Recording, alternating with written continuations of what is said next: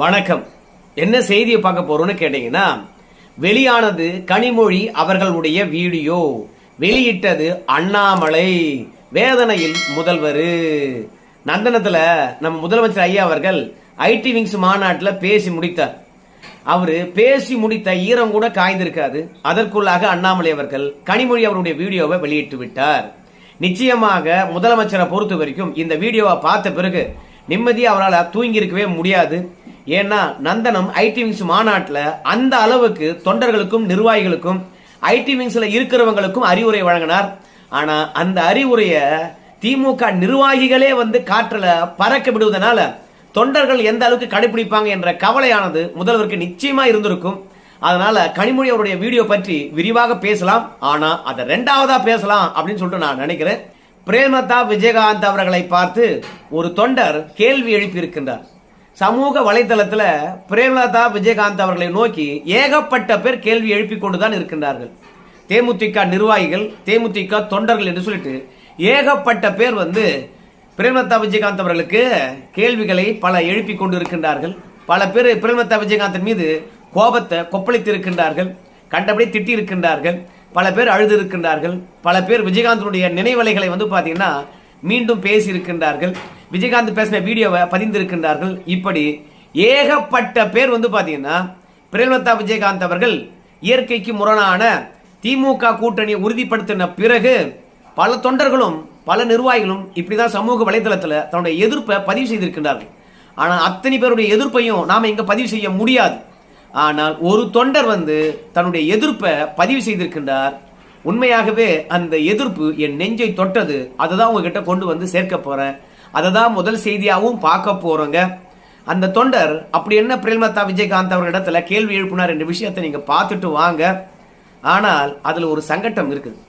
அந்த தொண்டரை பொறுத்த வரைக்கும் கேள்வி எழுப்புகின்ற பொழுது உருக்கமாக இருக்கட்டுமே அப்படின்றதுக்காக விஜயகாந்த் அவர்கள் நடித்த படத்திலிருந்து ஒரு பாட்டை கேள்வியுடன் இணைச்சிட்டார். அவர் பேச பின்னாடி பாத்தீங்கன்னா அந்த படத்தினுடைய பாடல் ஒளிபரப்பாகுது. விண்ணுக்கும் மண்ணுக்கும் சம்பந்தம் உண்டுன்னு சொன்னது யாரு? அந்த மன்னவன் தேரு, அந்த வானத்தை போல மனம் படைத்த மன்னவனே. அந்த பாட்டை அந்த கேள்வியின் ஊடே பின்னணியாக இணைத்து விட்டு இருக்கின்றார்கள். அதனால அந்த கேள்வியை முழுசா தர முடியுமா அப்படின்னு எனக்கு தெரியல. ஆனா என்னால முடிந்த அளவுக்கு அந்த கேள்வியை நான் தரேன், நீங்க பாருங்க. ஆனா எத்தனையோ பேர் கேள்வி கேட்டாங்க. ஆனால் இவர் கேட்ட கேள்வி என்னன்னு கேக்குறீங்களா? அவர் நிறைய பேசியிருந்தாரு, அதெல்லாம் நம்மளால தர முடியல. இருந்தாலும் நான் உங்களுக்கு சுருக்கமா சொல்றேன். அவர் கேட்ட கேள்வி என்னன்னா, நீங்க கூட்டணி உறுதி பண்ணீங்க இல்லையா, அன்னைக்கு விஜயகாந்தனுடைய ஆன்மா நிம்மதியா தூங்கி இருக்குமா? இதற்கு மட்டும் பிரேமலதா விஜயகாந்த் அவர்கள் பதில் சொல்லட்டும். பிரேமலதா விஜயகாந்த் அவர்களை பொறுத்த வரைக்கும் விஜயகாந்துடன் கிட்டத்தட்ட ஒரு 30 ஆண்டுகளுக்கு மேலாக குடும்பம் நடத்தி இருக்கின்றார்கள். இப்படி இணை பிரியாத தம்பதிகளாக வாழ்ந்த பிரேமலதா விஜயகாந்த் அவர்களே, விஜயகாந்தனுடைய நோக்கம் என்னவா இருந்தது? அவருடைய கனவு என்னவா இருந்தது? உங்ககிட்ட தானே சொல்லி சொல்லி ஆதங்கப்பட்டிருப்பாரு. கட்சிக்காரங்க கிட்ட கூட சொல்ல முடியாத பல விஷயங்களை கட்ன மனைவியான உங்ககிட்ட தானே பகிர்ந்து கொண்டு இருப்பார்கள். ஆனால் அப்படி இருக்கும் பொழுது இந்த கூட்டணியை நீங்க உறுதிப்படுத்தி இருக்கின்றீர்களே, நிச்சயமா கூட்டணியை உறுதிப்படுத்தின அன்னைக்கு விஜயகாந்த் ஆன்மா தூங்கி இருக்குமா? இதுக்கு பதில் சொல்லுங்க அப்படின்னு கேள்வி கேட்டிருக்கின்றார். ஆனா அவரை பொறுத்த வரைக்கும் என்ன சொல்றான்னு கேட்டீங்கன்னா, விஜயகாந்த் அவர்கள் இந்த கூட்டணியை ஏற்றுக்கொண்டிருக்க மாட்டார். ஆனா நாங்க என்ன பண்றது, விஜயகாந்துடைய கொள்கை தான் முக்கியம், அவருக்காக தான் நாங்க கட்சியில் இருக்கின்றோம். ஆனா கூட்டணி போட்டுட்டீங்க, மக்களுக்கு நல்லது நடந்தால் சரி அப்படின்ற ஒரு வார்த்தையை இந்த தொண்டர் பாத்தீங்கன்னா சொல்லி முடிச்சிருக்கிறாருங்க. எத்தனையோ தொண்டர்கள் பிரேமலதா விஜயகாந்த் அவர்களுக்கு கேள்வி எழுப்புனாங்க. ஆனா இவருடைய கேள்வி மட்டும் ஏன் நம்ம தரோம் அப்படின்னு பார்க்கும்போது அந்த வீடியோவை இன்னொரு முறை கூட நீங்க நல்லா பாருங்க.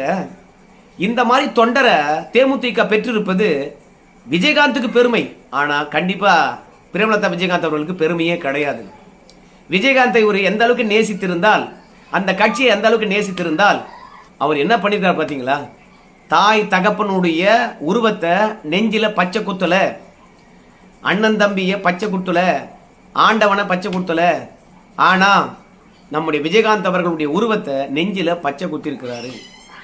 பிரேமலதா விஜயகாந்த் அவர்களை பொறுத்த வரைக்கும் என்ன சொன்னாங்க? கூட்டணி உறுதி செய்கின்ற பொழுது பழம் நழுவி தேன் கலந்த பாலில் விழுந்து விட்டது, குடும்ப உறவா இருந்தது கூட்டணி உறவாகி போய்விட்டது சொன்னாங்களா இல்லையா?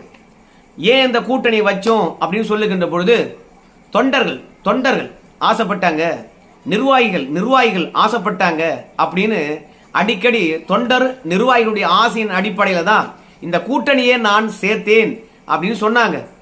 சரி, மாவட்ட செயலாளர்களையும் நிர்வாகிகளையும் கூப்பிட்டு நாங்கள் ஓட்டெடுப்பு நடத்தணும். அந்த ஓட்டெடுப்பில் மாவட்ட செயலாளர்களும் மாநில நிர்வாகிகளும் கட்சி நிர்வாகிகளும் ஓட்டு போட்டாங்க அப்படின்னு சொன்னீங்க இல்லையா? அந்த வாக்கு சீட்டுகளை பிரித்து திமுகவுடன் சேர்வதற்கு இத்தனை பேர் ஆதரவு, அதிமுகவுடன் சேர்வதற்கு இத்தனை பேர் ஆதரவு அப்படின்னு ஆதரவு திமுக பக்கம் தான் அதிகமாக இருந்துச்சு அப்படின்றத காட்டியிருக்கலாமா இல்லையா?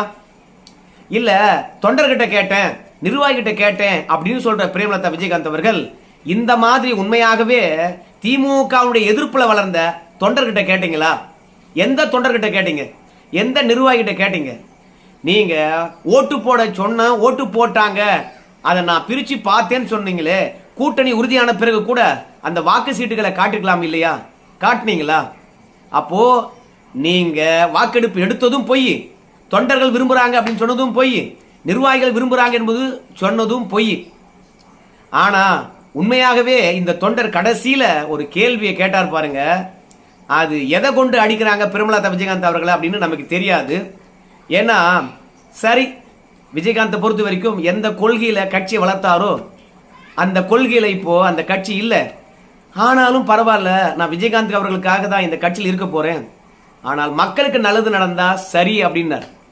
இந்த கூட்டணியை பொறுத்த வரைக்கும் மக்களுக்காக உருவெடுக்கல, பின்ன யாருக்காக உருவெடுத்திருக்கிறது அப்படின்னு சொல்லும் போது தேமுதிகவில் இன்னைக்கு கோல் வச்சு கொண்டிருக்கக்கூடிய ஒரு குடும்பத்துடைய நலனுக்காக தான் திமுக கிட்ட இந்த தேமுதிகவை விலை பேசி வித்துட்டாங்க அப்படின்னு இந்த தொண்டர் வந்து பாத்தீங்கன்னா நினைப்பதாக தெரியுது. இல்லைனா இவ்வளோ ஆதங்கப்பட்ட மனுஷன், அப்பா அம்மா கூட பச்சை குத்தாத இந்த மனுஷன் விஜயகாந்த பச்சை குத்தி வச்சுக்கிட்டு பரவாயில்ல மக்களுக்கு நல்லது நடந்தா சரி அப்படின்னு சொல்றாருன்னா, தேமுதிக தொடங்கி விஜயகாந்த் இறந்த பிறகு தமிழ்நாட்டு மக்களுக்காக இந்த பிரேமலதா விஜயகாந்த் அவர்கள் ஒரு நாள் கூட களத்தில் இறங்கி போராடல, ஒரு நாள் கூட இறங்கி போராட்டம் நடத்தவே இல்லை. இல்ல ஒரு பேரணி போல தன்னுடைய செல்வாக்க அதிமுக திமுக நிரூபிப்பதற்காக மட்டும் தேர்தல் நெருக்கத்துல இல்லம் தேடி உள்ளம் நாடி என்ற ஒரு பயணத்தை தொடங்கினாங்க. அதற்கு முன்பாக இதற்காக களத்துக்கு வந்தாங்க, அதற்காக களத்துக்கு வந்தாங்க ஏதாவது சொல்ல முடியுமா? இல்ல செஞ்சிருக்காங்களா? அதனால விஜயகாந்த் அவர்கள் உடல்நல கோளாறு ஏற்பட்ட பிறகு ஒட்டுமொத்தமாக தேமுதிக முடங்கி போய்விட்டது. எல்கே சுதீஷ், பிரேமலதா விஜயகாந்த், அப்புறம் விஜய பிரபாகரன், இப்படிதான் அந்த கட்சி அவங்களுக்குள்ளேயே சுருண்டி போய்விட்டது. அந்த 3 பேருடைய நலன் தான் கட்சி நலனாக உருவெடுத்து விட்டது. புள்ளைக்கு எம்பி சீட்டு, இல்ல தம்பிக்கு எம்பி சீட்டு, எனக்கு எம்எல்ஏ சீட்டு, இப்படியே வந்து பாத்தீங்கன்னா ஒவ்வொரு தேர்தலிலும் கணக்கு போட்டு மக்கள் பிரச்சனையை மொத்தமா மறந்துட்டாங்க. அதனால இப்போது திமுக கூட்டணியில் இணைந்திருக்கிறீங்க, மக்கள் நலன் என்று சொல்லியிருக்கீங்க, தொண்டர்கள் நிர்வாகி நலன் என்று சொல்லியிருக்கீங்க, ஒரு தாயா இருந்து நான் முடிவெடுத்திருக்கேன்னு சொல்லிருக்கீங்க. ஆனால் உண்மையாக தாயா இருந்து முடிவெடுத்திருந்தீங்கன்னா இந்த கூட்டணி மூலமாக மக்களுக்கு நல்லது நடந்திருக்கிறதா பார்ப்போம். அது மட்டும் இல்ல, பிரேமலதா விஜயகாந்த் அவர்களை பொறுத்த வரைக்கும் என்ன சொல்லி வாக்கு கேட்பாங்க அப்படின்னு இந்த தொண்டர் கேட்கிறார். இத்தனை நாளும் மொத்தமாக திமுக திட்டு தீர்த்து விட்டு இப்போ என்ன சொல்லி ஓட்டு கேட்பாங்க? எங்க கணவரை பொறுத்த வரைக்கும் கட்சி தொடங்குது எதுக்காக தெரியுமா அப்படின்னு கொள்கையை சொல்லி ஓட்டு கேட்க போறீங்களா? திமுகவை எதிர்த்து தான் நாங்கள் கட்சி தொடங்கணும். எங்களுக்கும் நடிகர் கமல் இருக்காரு, அவர்களுக்கும் எங்களுக்கு வித்தியாசமே கிடையாது. அவரும் திமுக எதிர்த்து தான் கட்சி தொடங்கினாரு, கடைசியில் அறிவாலயத்தில் போய் அடக்கமானாரு. நாங்களும் அதே திமுக எதிர்த்து தான் கட்சி தொடங்கணும், கடைசியில் நாங்களும் போய் அறிவாலயத்தில் அடக்கமானோம் அப்படின்னு சொல்லிவிட்டு பிரச்சாரம் பண்ண போறீங்களா? திமுக பெயர் எந்த அளவுக்கு கெட்டு போயிருக்குன்னு தெரியும், மக்கள் எந்த அளவுக்கு கொதிப்பில் இருக்காங்கன்னு தெரியும்.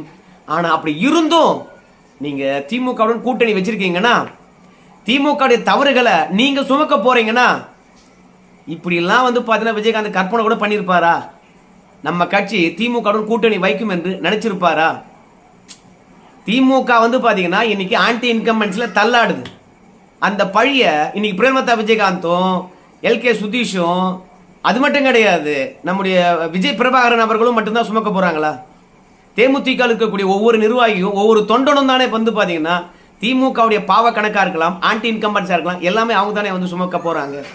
ஸோ எப்படி வாக்கு கேட்க போறீங்க? என்ன சொல்லி வாக்கு கேட்க போறீங்க? திமுக கூட்டணியை எப்படி நியாயப்படுத்த போறீங்க அப்படின்னு இந்த தொண்டர் கேள்வி கேட்டிருக்காரு. இதுக்கெல்லாம் பிரேமலதா விஜயகாந்த் கிட்ட என்ன பதில் இருக்குதுன்ட்டு பொறுத்து பார்ப்போம். ஆனா அதற்கப்புறம் கனிமொழியோட வீடியோவை பாருங்க. இன்னைக்கு நம்ம வீட்டு பிள்ளைங்க எல்லாருமே பாத்தீங்கன்னா கடல் கடந்து இந்தியாவை தாண்டி நம்ம எல்லாருமே வந்து ஒரு பெருமைக்குரிய ஒரு இடத்துல தான் நம்ம பிள்ளைங்க எல்லாம் இருக்கிறாங்க. இதுக்கு முக்கிய காரணம் நம்ம தமிழையும் ஆங்கிலத்தையும் படித்ததால் மட்டும்தான். இன்னைக்கு ஹிந்தி படிச்சவங்க எல்லாருமே இன்னைக்கு நம்ம சொல்லணும்னா செய்யும் தொழிலே தெய்வம். நான் யாரோட தொழிலையும் நான் வந்து குறைச்சி எடை போடல. இங்க நார்த் இந்தியால இருந்து அண்ணன் சொன்னாங்க பாத்தீங்களா, ஒரு நாளைக்கு 10,000 பேர் வராங்கன்னு. எதை கொண்டு வந்து வித்துட்டு இருக்காங்க? ஒண்ணு கஞ்சாவை கொண்டு வந்து வித்துட்டு இருக்காங்க, இல்லைன்னா பானிபூரிய கடை போட்டு அந்த வேலைக்கு போயிட்டு இருக்காங்க. பட் படித்த நம்மள வீட்டு பிள்ளைங்க கடல் தாண்டி சென்று ஒரு சயின்டிஸ்ட் ஆகவும், ஒரு மருத்துவராகவும், ஒரு என்ஜினியர் ஆகவும், அங்க ஒரு கூகுள்ல வேலை செய்யக்கூடிய அந்த அளவுக்கு நம்ம ஏம்பா கனிமொழி மாதிரியே தெரியல அப்படின்னு கேட்பீங்க. இது கனிமொழி VN சோமு. இவரும் திமுகவில் பெரும்புள்ளியா இருந்தவர் தான். அவங்களுடைய பொண்ணு இவங்க எம்பியா இருக்கிறாங்க. இன்னும் வந்து பாத்தீங்கன்னா எம்பியுடைய காலகட்டம் இவங்களுக்கு முடியல. இருந்தாலும் எம்பி தேர்தலில் இனிமேல் நிற்க போறது இல்லை. மேலவை எம்பியா தான் போனாங்க. சட்டமன்ற தேர்தலில் நிற்க போறாங்க. ஆனால் நந்தனத்தில் நம்ம முதலமைச்சர் வந்து பேசினார். என்ன சொன்னார் தெரியுமா? பாஜக காரங்க வந்து தன்னுடைய சொந்த ஐடியிலேயே தைரியமா திமுக எதிராக அவதூறு பரப்பிட்டு இருக்காங்க. அதனால அந்த அவதூறுகளை நாம ஐடி விங்ஸ் மூலமாக அதிரடியாக தூள் ஆகணும். எப்போதும் அவங்களுக்கு டிஃபென்ஸ் மோட்லயே இருந்து பதிலளித்து கொண்டு இருக்கக்கூடாது. நாம அப்பன்ஸும் விளையாடணும். நாம தான் நெரேட்டிவை செட் பண்ணணும். நாம என்ன நெரேட்டிவை செட் பண்றோமோ அந்த நெரேட்டிவ் தான் வந்து பாத்தீங்கன்னா ஊடகமும் பேசணும், மக்களும் பேசணும், எதிர்கட்சிகளும் பேசணும். நம்ம கேட்கின்ற கேள்விக்கு தான் அவங்க பதில் சொல்லி இருக்கணும்.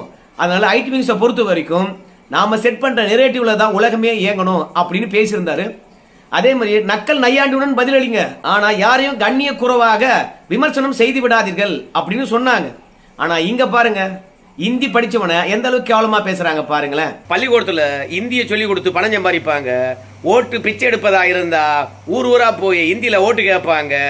சுயநலத்தின் போது இந்தி தேவைப்படுகிறது. பொதுநலம் என்று வந்துட்டா போதும். எப்பா இந்தி வேணாம், இந்திக்காரன் வேணாம். இந்திக்காரன் எல்லாம் கூப்பிட்டு அவங்க கம்பெனியில் வேலை வாங்குவாங்க, வீட்டில் வேலை வாங்குவாங்க. ஆனால் பொதுத்தளத்தை வந்து அவங்களையே அவமானப்படுத்துவாங்க, அசிங்கப்படுத்துவாங்க. இது திராவிட மாடலுக்கு வாடிக்கை தான். இவங்க தமிழர்களை பெருமைப்படுத்துகின்றார்களா? இல்ல இந்திக்காரன் வந்து இந்தி படிச்சுட்டான் அந்த இந்தியை கேவலப்படுத்துன்னு சொல்லிட்டு தமிழர்களை கேவலப்படுத்துறாங்களா? எனக்கு ஒண்ணுமே புரியல.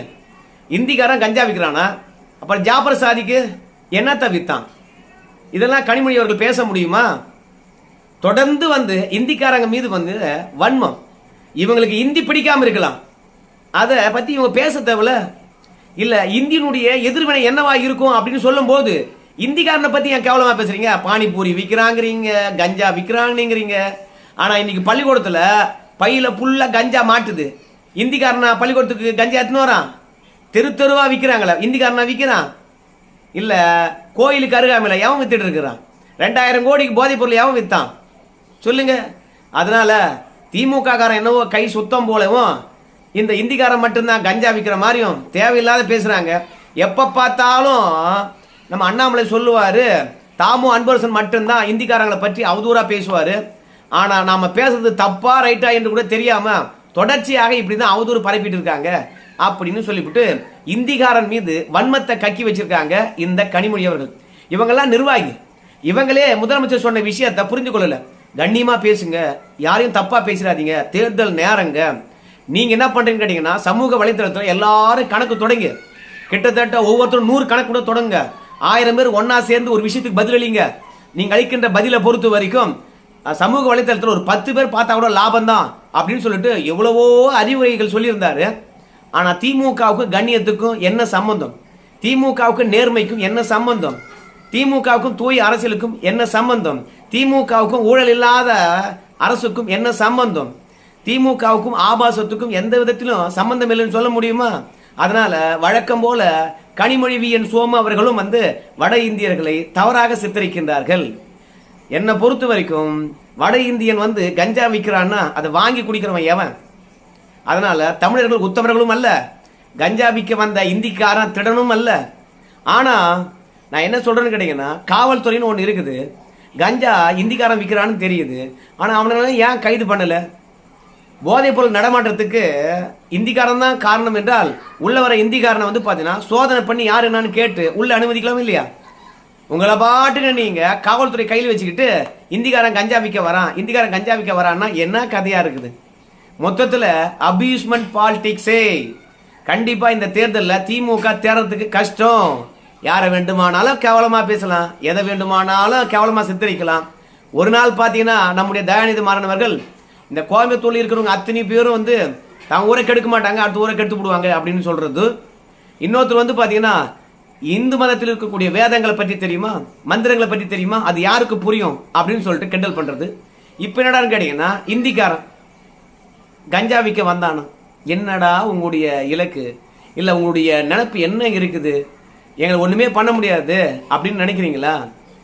இந்திக்காரங்க நல்லவங்க இல்ல, அவங்க இங்க வேணான்னா இங்க வராத அளவுக்கு நீங்களே தடுங்களேன். ஆனா அப்படிலாம் தடுக்கவே மாட்டாங்க. சரி நண்பர்களே, இந்த கனிமொழியை பொறுத்த வரைக்கும் அக்கா கனிமொழி கருணாநிதி கிடையாது, இவங்க கனிமொழி சோமு. இவங்க இந்திக்காரங்களை கேவலமா பேசுனது தான் அண்ணாமலை அவர்கள் வீடியோ எடுத்து போட்டிருந்தார். அதை தான் உங்ககிட்ட கொண்டு வந்து சேர்த்தேன். ஸோ திமுக காரன் தன் வாயாலே கெட்டுருவான் போல இருக்குது. இந்த வீடியோ தொடர்பாக உங்க கருத்து சொல்லுங்க. பிரேமலதா விஜயகாந்த் அவர்கள் அந்த தொண்டருக்கான பதிலை சொல்லுவாங்களா இல்லையா, நீங்களே சொல்லுங்க. நன்றி.